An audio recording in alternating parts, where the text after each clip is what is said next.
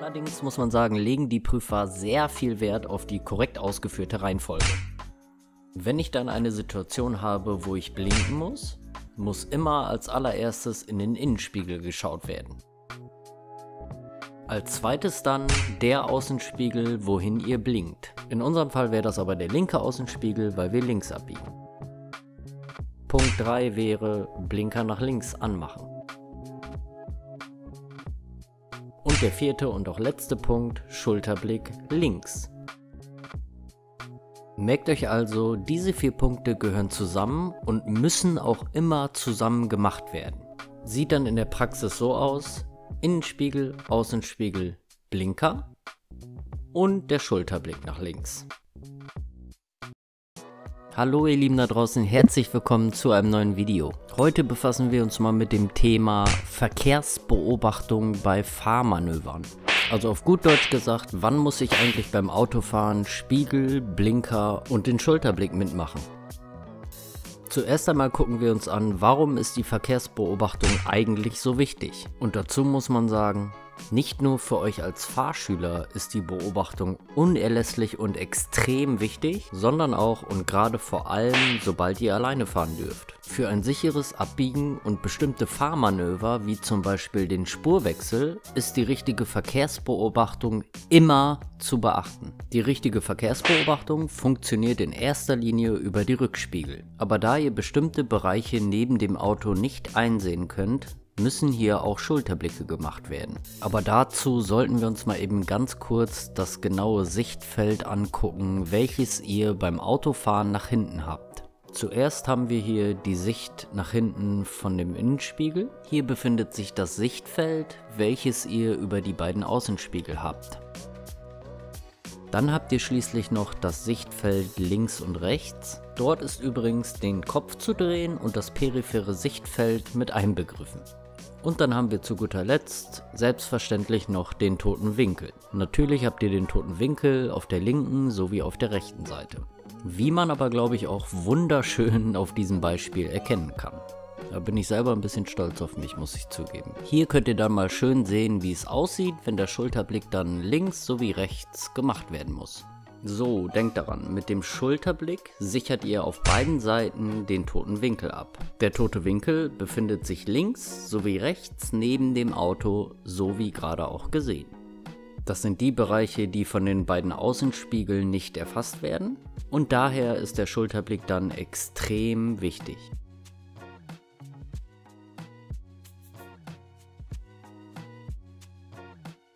Jetzt kommen wir zu korrekten Ausführungen von dem Schulterblick. Achtet darauf, dass ihr lediglich den Kopf dreht, um über eure Schulter gucken zu können.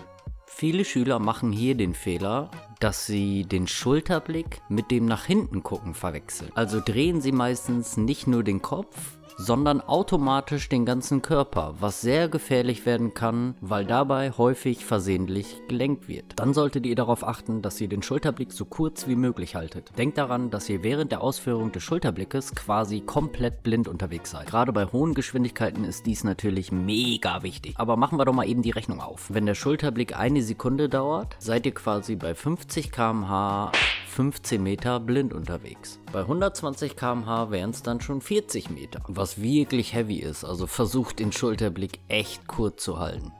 Aber ich zeige euch das nochmal kurz. So, zack. Zack und schon fertig. So, Schulterblick ist schön und gut, aber wie funktioniert das jetzt mit der ganzen Beobachtung? Also wie kann ich mir das am besten merken? Und da kann ich euch beruhigen, weil ihr könnt euch das sauleicht merken. Ohne Witz.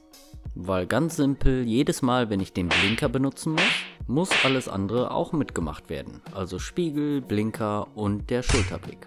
Und da ist dann jetzt erstmal die Frage, wo muss ich denn überhaupt überall blinken? So, das können wir aber eben ganz schnell abarbeiten.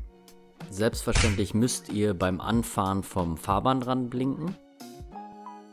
Dann natürlich, wenn ihr irgendwo am Rand anhalten wollt, achtet hier ein bisschen darauf. Es ist natürlich ganz egal, wo ihr anhaltet, ob ihr mitten auf der Straße anhalten müsst, wegen Parken oder am Fahrbahnrand, ihr müsst natürlich immer rechts blinken.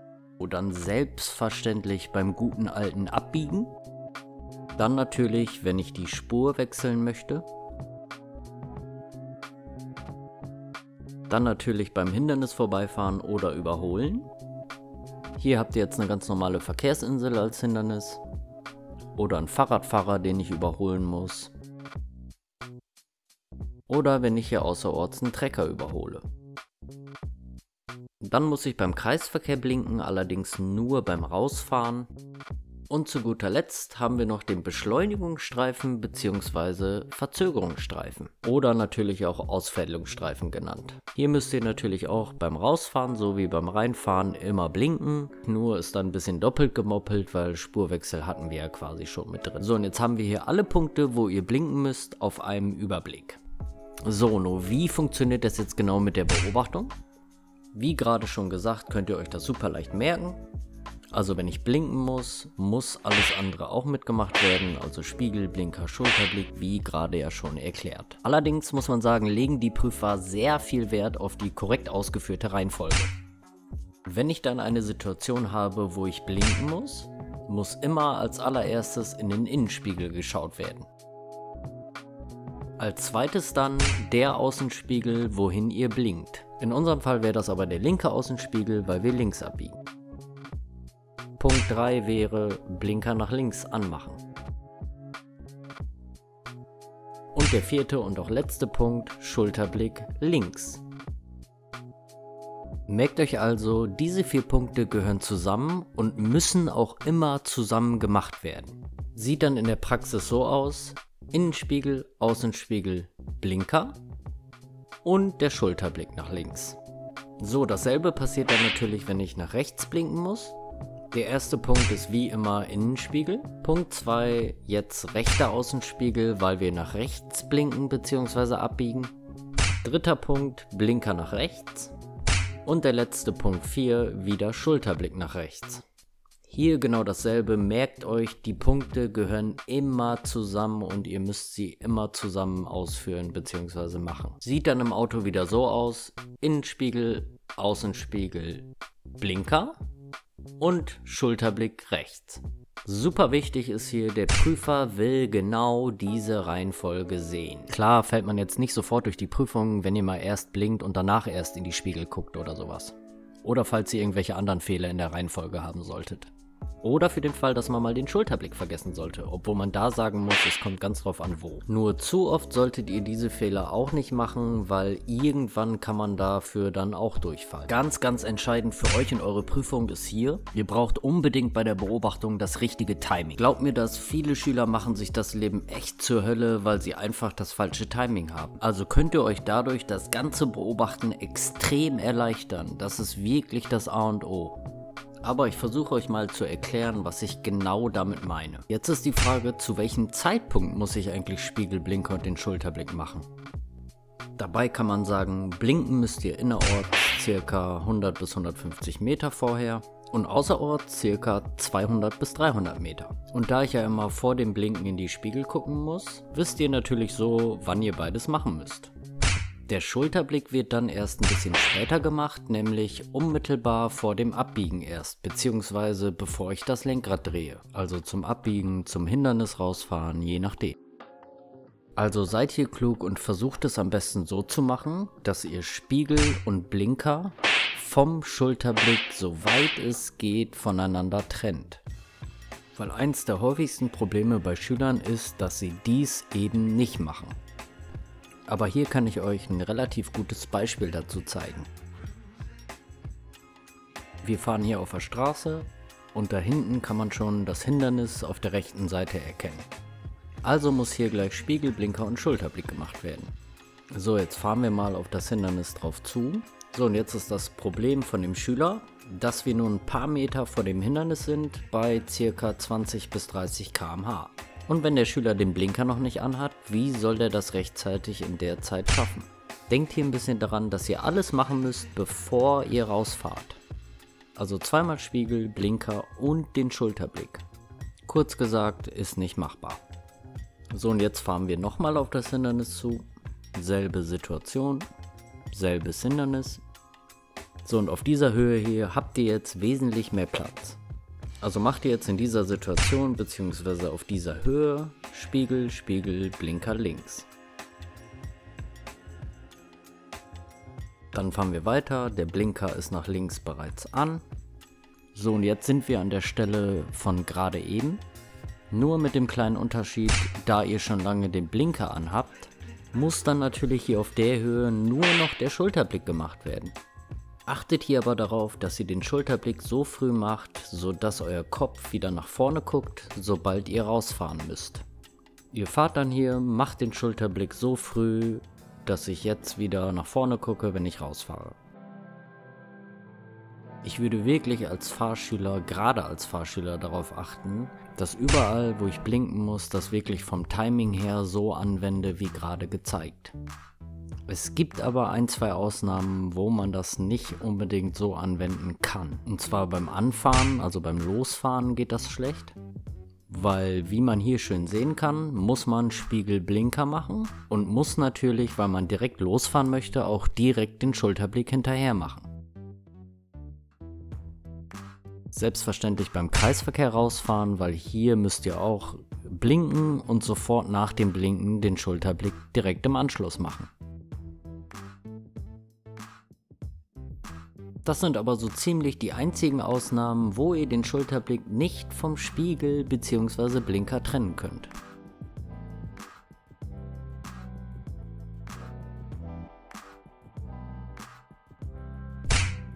Aber achtet darauf, gerade beim Abbiegen oder am Hindernis vorbeifahren, beim Spurwechsel, generell beim Überholen, egal ob Fahrrad oder Auto. Also tut euch selber den Gefallen und macht Spiegelblinker so früh wie möglich.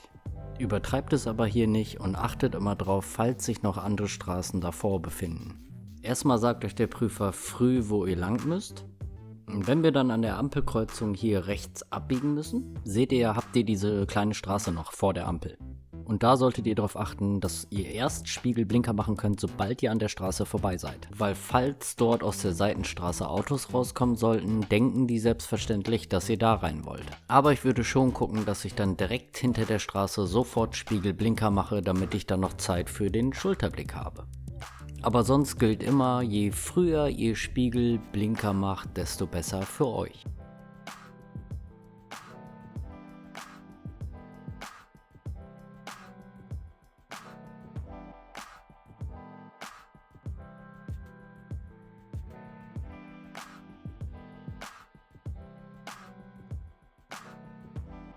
Was ist denn das eigentlich hier?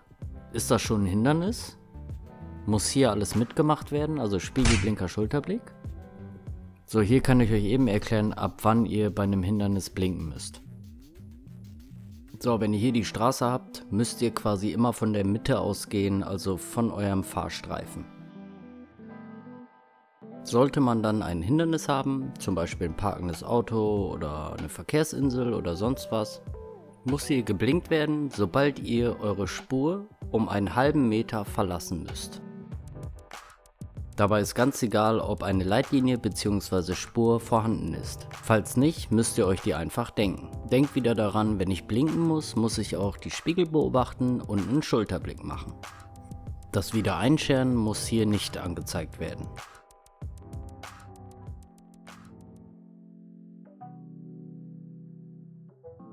So, und wenn wir uns jetzt hier mal die Linie malen, dann ist der Fall, glaube ich, klar. Also muss ganz klar Spiegel, Blinker, Schulterblick mitgemacht werden. Was ist eigentlich das Wiedereinscheren genau und worauf muss man hier achten? Wenn ich jemanden überhole oder an einem Hindernis vorbeifahre, bezeichnet man als Wiedereinscheren, wenn ich wieder zurück in meinen Fahrstreifen fahren muss. Normal muss hier auch Spiegel, Blinker, Schulterblick mitgemacht werden. Nur die Prüfer wollen, dass man das innerorts nicht mitmacht. Allerdings achtet hier drauf, dass man es außerorts trotzdem immer machen muss. Natürlich ist es auch kein Problem, wenn ihr es trotzdem mitmachen solltet. Super wichtig ist aber, auf der Autobahn sollte man das auf gar keinen Fall vergessen. Ich würde es aber an eurer Stelle innerorts nicht mitmachen, weil es nur mehr Arbeit bedeutet. Die Prüfer wollen das bei uns innerorts nicht sehen, weil es in den meisten Fällen mehr für Verwirrung sorgen kann. Deswegen macht es am besten immer schön beim Rausfahren mit, Glaubt mir, damit habt ihr dann genug zu tun. Aber denkt wirklich daran, außerorts muss Spiegel, Blinker, Schulterblick immer beim Wiedereinstellen mitgemacht werden. Erst recht auf der Autobahn. Innerorts könnt ihr das zwar mitmachen, müsst ihr aber nicht. Fragt aber am besten euren Fahrlehrer, wie die Prüfer das bei euch handhaben bzw. sehen wollen. Hier haben wir jetzt noch eine Situation beim Reißverschlussverfahren. Da hier der linke Fahrstreifen zu Ende geht, muss hier natürlich nicht geblinkt werden. Ihr müsst aber trotzdem die Spiegel hier beobachten und zum Ende, wenn der Fahrstreifen endet, auch einen Schulterblick nach links machen, um abzusichern, dass ihr nicht von links überholt werdet. Oder hier habt ihr noch ein Beispiel beim Parken, wenn ich da korrigieren muss. Sollte ich links mit meinem Fahrzeug wieder auf die Fahrbahn fahren, muss hier selbstverständlich auch Spiegel und Schulterblick gemacht werden, obwohl man hier nicht unbedingt blinkt. Und zu guter Letzt habe ich noch ein Beispiel für euch, weil Fahrschüler dies immer wieder falsch machen. Hier fahren wir jetzt nach rechts auf eine Landstraße. Auf der Landstraße darf übrigens 70 km/h gefahren werden. Sobald ihr dann auf der Landstraße drauf seid, müsst ihr sofort in den Rückspiegel gucken, um selbstverständlich sicher zu gehen, was hinter euch in eurem Fahrstreifen abgeht und den rückwärtigen Verkehr im Auge zu haben. Achtet aber im besten Fall immer hier drauf, sobald ihr irgendwo rausfahren müsst. So, in dem Fall kann man jetzt sehr schön erkennen, der Schüler fährt auf die Landstraße drauf und jetzt kann man sehr schön im Innenspiegel beobachten, dass der Fahrschüler die Spiegel gar nicht beachtet. Was natürlich sehr gefährlich werden kann, weil ich nicht sehen kann, was hinter mir los ist. Also ihr seht, es gibt ein paar Ausnahmen, wo ihr nicht blinken müsst, aber trotzdem muss Schulterblick bzw. Spiegel mitgemacht werden. Achtet aber immer darauf, darüber hinaus sollte ein guter Autofahrer alle 4 bis 8 Sekunden in irgendeinen Spiegel gucken, um die sichere Fahrt zu gewährleisten. Selbstverständlich unabhängig von den Beobachtungen bei Fahrmanövern, die wir am Anfang gelernt haben. Also merkt euch ein bisschen die ganze Beobachtung, also Spiegel, Blinker, Schulterblicke, ist für die Prüfung und den Prüfer ein sehr wichtiges Thema. Macht ein Schüler das während der Prüfungsfahrt wirklich gut, kann er da Pluspunkte sammeln, die man eventuell woanders in der Prüfungsfahrt vielleicht gut gebrauchen könnte. Also solltet ihr die Beobachtung gut hinbekommen, könnt ihr in der Prüfungsfahrt darüber echt viel rausholen. Kann man eigentlich wegen Schulterblick oder Spiegel-Blinker vergessen durch die Prüfung fallen? Da muss man sagen, Spiegel-Blinker könnt ihr mal vergessen oder es falsch machen. Selbstverständlich in Maßen. Und da muss man sagen, kommt es zu oft vor, könnt ihr auch hier durchfallen, theoretisch. Allerdings beim Schulterblick solltet ihr dann schon ein bisschen mehr aufpassen. Dort kommt es dann ganz drauf an welcher Stelle man den Schulterblick vergisst. Wenn ihr zum Beispiel auf dem Beschleunigungsstreifen fahrt oder beim Abbiegen, wenn dort Fußgänger grün haben. Da solltet ihr zum Beispiel auf gar keinen Fall den Schulterblick vergessen, weil sonst kann die Prüfung schneller zu Ende sein, als ihr lenken könnt. Erkundigt euch aber hier lieber bei eurem Fahrlehrer des Vertrauens, welche Schulterblicke hier sehr wichtig sind und welche man mal vergessen kann. So, ich kann euch nur immer wieder den Tipp geben, geht auf dieses Prüfungsvideo von mir. Ich zeige euch mal einen ganz kleinen Ausschnitt. Vorfahrtsstraße ist klar, Parkenschild brauche ich nicht. So, nächste Straße müssen wir links. Okay, Spiegel, Spiegel, Blinker. So, Parkenschild brauche ich nicht. So, hier sortiere ich mich ein bisschen nach links. So, ersten Gang, Schulterblick und rum, die sind noch weit weg. So, was haben wir hier? 30-Zone, alles klar. So, 30 passt. So, da vorne sehe ich schon eine Straße. So, ich kann schlecht sehen. So, wenn ihr dann bei der Prüfung das mit der Beobachtung vom Timing her so umgesetzt bekommt und dazu noch dann das Reden aus dem Prüfungsvideo von gerade, dann kann eigentlich nichts mehr schief gehen. Denkt daran, im Zweifel lieber ein Schulterblick oder Spiegelblick zu viel als zu wenig. Achtet aber wirklich immer darauf, den Schulterblick nicht zu spät zu machen, sondern immer ganz wichtig, bevor ihr lenkt, weil dies häufig bei Schülern falsch gemacht wird und die Prüfer da natürlich sehr viel Wert drauf legen. Man würde ja schließlich auch nicht den Fallschirm ziehen, wenn man auf dem Boden angekommen ist. So, und dann sind wir auch schon wieder am Ende angelangt. Ich glaube und hoffe, dass ich nichts Wichtiges vergessen habe und hoffe natürlich, dass ich dem einen oder anderen ein wenig unter die Arme greifen konnte, was die Beobachtung angeht. Sollte irgendjemand diesbezüglich Fragen haben, schreibt wie immer in die Kommentare. Macht es gut, bis zum nächsten Mal.